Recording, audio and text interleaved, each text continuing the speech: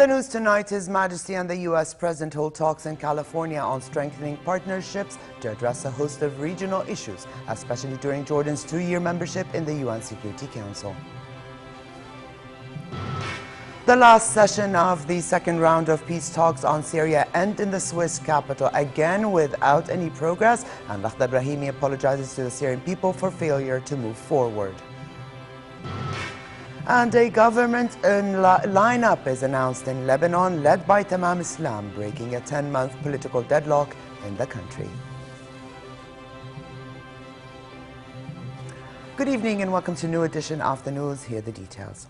His Majesty the King and U.S. President Barack Obama held talks in California late yesterday that focused on cooperation and strategic partnership between Jordan and the United States, as well as latest developments in the region, mainly the Palestinian-Israeli peace and the Syria crisis.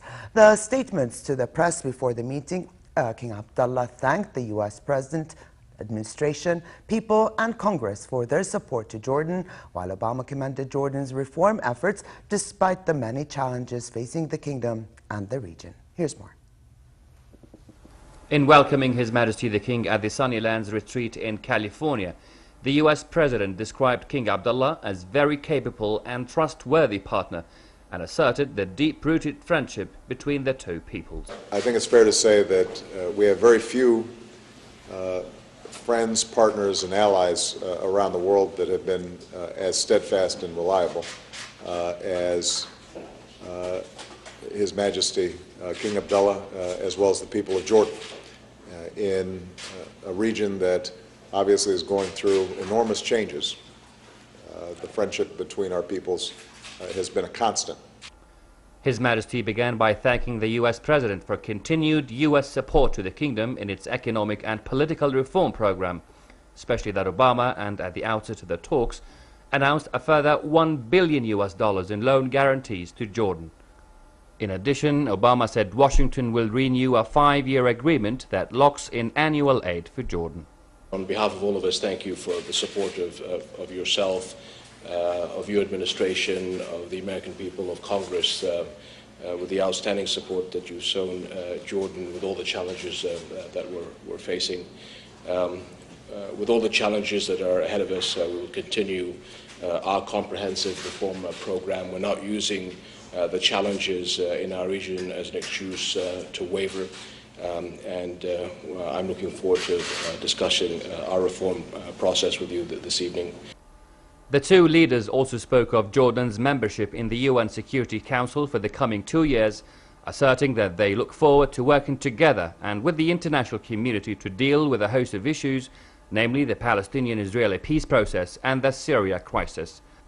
Again, His Majesty highlighted Jordan's national interest in final status talks, while Obama thanked the King for his peace efforts, saying he's an active partner in Mideast peace. We'd like to commend the role that the United States has been playing in bringing Israelis and Palestinians closer together, and obviously your role, the leadership that the United States has shown has been critical and very much admired, and the diligence of the way that the United States has been able to bring both partners much closer together over the past several months has really given me a lot of hope. On Syria, His Majesty and Obama said they were in agreement about the importance of a comprehensive solution to the crisis, as well as the need for the international community to assist Jordan and the host communities in shouldering the burdens of accommodating hundreds of thousands of Syrian refugees. Obviously, as you mentioned, sir, the main challenge that we have is how do we bring a political, comprehensive solution to the Syrian people. Our major concern in the area is the rise of extremism in Syria, the sectarian violence, and if we don't find a solution, the spillover in the region and the effect that will have. But again, I'm sure that our views are similar, and we will be working very closely with you, sir, and our Western friends in trying to alleviate the suffering of the Syrian people as quickly as possible. Obviously, a central focus will be the situation in Syria, and the people of Jordan have been very generous in absorbing hundreds of thousands of displaced persons from that war-ravaged country. it puts a great strain on the resources of Jordan. And it's very important for us to make sure that we're supportive of the kingdom in accommodating all these refugees. Earlier and ahead of talks with Obama, His Majesty met with Governor of California, Jerry Brown. The two discussed ways to boost economic cooperation, especially in the information and communications technology sector, renewable energy and capacity building. California has the biggest economy in the US, with GDP standing at $2 trillion. It is also home to 12% of the US population. Rad Blush for the news at 10. Here at home, Prime Minister Abdullah Mansour received Iraqi Minister of Transport Hadi Al-Amiri, who is in Jordan to attend meetings of the General Assembly of the Jordanian Iraqi Land Transport Company. Mansour and Al-Amiri said they will follow up on past agreements signed during the joint Jordanian-Iraqi Higher Committee meetings, which convened in Baghdad recently. Mansour spoke about the transportation sector and its key role in increasing trade exchange between Jordan and Iraq, and the need to set up a rail network between the two countries. The Iraqi minister informed Mansour of the Iraqi cabinet's decision to approve the installation of an oil pipeline between Iraq and Jordan. A meeting was held at the Ministry of Planning and International Cooperation to review progress of projects funded through the 5-year Gulf Cooperation Council GCC grant. Chairing the meeting, the Prime Minister said such a periodical meeting for ministries and public and independent institutions reflects importance attached by the government to maximizing benefits from the Gulf grant. He said capital spending from the grant will increase this year and added that the total allocations for proposed and funded projects will reach 800 million dinars. The Prime Minister also thanked GCC countries for the $5 billion grant being channeled to developmental projects across the governorates over the coming 5 years. And over to the Syria crisis, and international mediator Lakhdar Brahimi apologized to the Syrian people today for the lack of progress at peace talks in Geneva after a second round ended with little more than an agreement to meet again. The last session of the second round of talks ended today. Brahimi said both sides need to reflect on the responsibilities before round 3. Here's more. As the second round of peace talks ends with little progress in Geneva, Syrians protest against President Bashar al-Assad. Chanting anti-government slogans, they mock Assad, calling him the Hitler of Syria. The demonstration comes after days of talks at the UN in Geneva between the opposition and the government. International mediator Lakhdar Brahimi apologizes for failing to produce much progress. I'm very, very sorry, and I apologize to the Syrian people that their hopes, which were very, very high that something will happen here, I think that what has been, the little that has been achieved in Homs gave them even more hope that maybe this is the beginning of the coming out of this horrible crisis they are in. Brahimi did admit that the two sides had agreed on an agenda for a third round, but no date has been set. He said those points would include violence and terrorism, the transitional governing body, national institutions, and national reconciliation. The almost 3-year-old conflict has killed more than 130,000 people. New Lebanese Prime Minister Tamam Islam declared the lineup of his new government on live television, breaking a 10-month political deadlock in the country. A caretaker government has run Lebanon since former Prime Minister Najib Mikati resigned in March last year. Among the top posts announced, former Energy Minister Gibran Bassil from the March 8th bloc becomes Foreign Minister, while former Health Minister Ali Hassan Khalil, also from March 8th, takes the finance portfolio, and Nuhad Mashnouk, a March 14th legislator, is named Interior Minister. Islam said he hoped the new government would allow Lebanon to hold presidential elections before President Michel Suleiman's mandate expires in May, and finally conduct parliamentary polls that were postponed last year due to the political impasse. الكثير من الجهد والصبر. The job has required a lot of effort and patience and delicate work and flexibility, but a government in the national interest has been formed. It is a comprehensive cabinet lineup that for the current time represents the best option for Lebanon, for the challenges it faces in the areas of politics, security and economics are many. Meanwhile, Lebanon's former Prime Minister Saad al-Hariri blamed Hezbollah for the ongoing unrest in Lebanon. Hariri was speaking to his supporters yesterday on the 9th anniversary of the death of his father, Rafiq al-Hariri, from an undisclosed location abroad via video link. He said Hezbollah must end its involvement in Syria if Lebanon is to avoid being drawn into a sectarian holocaust.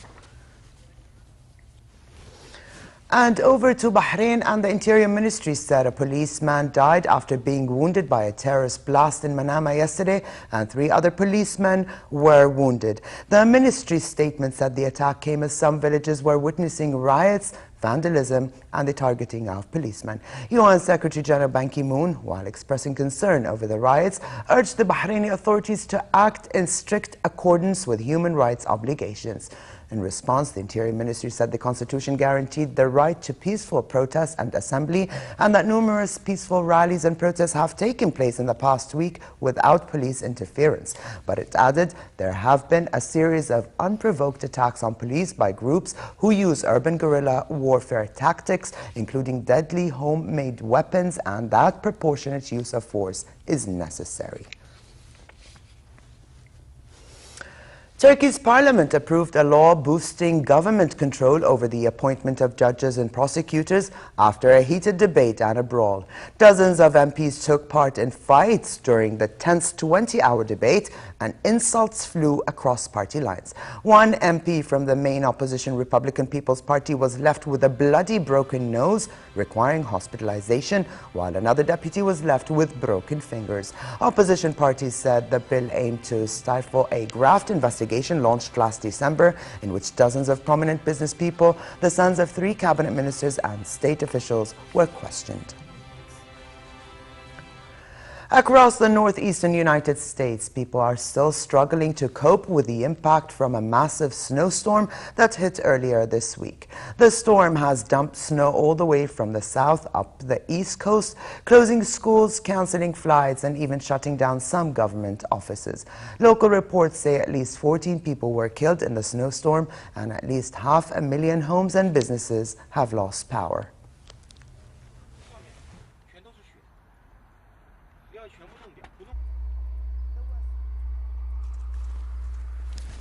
The West Coast, however, and in California specifically, farmers are struggling to make ends meet during the worst drought in the state since the 1920s. The executive director of the California Farm Water Coalition said they expect more than 1,200 square kilometers of land to be fallowed. All over the state, reservoirs are well below the normal water line, with lake beds that should be well underwater, exposed to the hot desert sun. California is the #1 U.S. farm state, producing half the nation's fruits and vegetables. During a tour to parts of the drought zone yesterday, President Barack Obama pledged to speed help to the farm state, though acknowledging it will be a very challenging situation. We're accelerating $100 million of funds from the Farm Bill that I signed last week to help ranchers. For example, if their fields have dried up, this is going to help them feed their livestock. Second, last week we announced $20 million to help hard-hit communities, and today we're announcing up to $15 million more for California and other states that are in extreme drought. Third, I'm directing the Interior Department to use its existing authorities, where appropriate, to give water contractors flexibility to meet their obligations.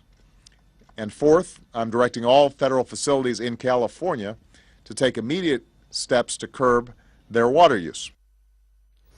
Thousands flocked to the Taiwanese city of Tainan for Taiwan's annual Beehive Rocket Festival for the last chance to enjoy much-loved fireworks at the end of the Chinese New Year period. Fireworks flew in all directions, including straight at the huge crowd wearing helmets and protective clothing. The Beehive Rocket Festival has been held in the city for over 130 years. It is said that the more rockets that hit you, the more money you will make in the coming year. But that came at a price for some, as at least 14 people were injured and required hospital treatment.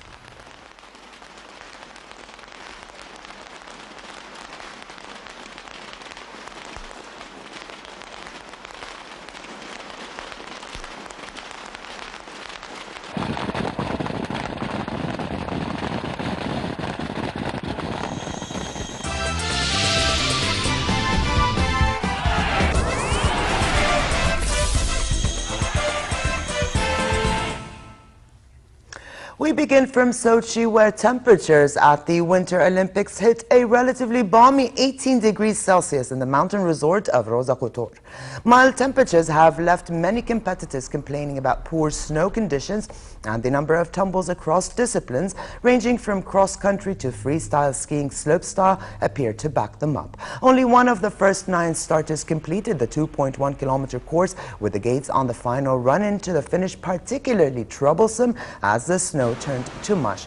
And while athletes were worried, the fans were delighted with the weather conditions.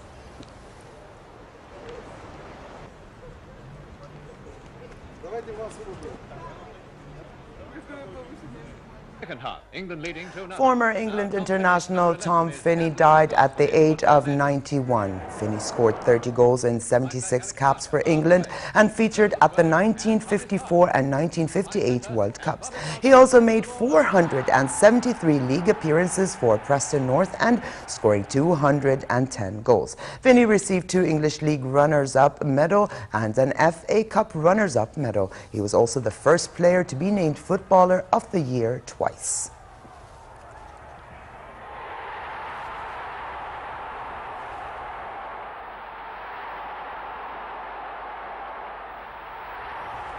And finally, cold and partly cloudy weather continues tonight with more rain showers expected, especially in the southern hilly areas. Tomorrow, similar weather conditions continue with northwesterly moderate to brisk winds. The Gulf of Aqaba should expect cold and partly cloudy conditions with a chance for rain, while winds will be southerly moderate to brisk and the seas choppy. Here now is a look at temperatures forecast for tonight and tomorrow.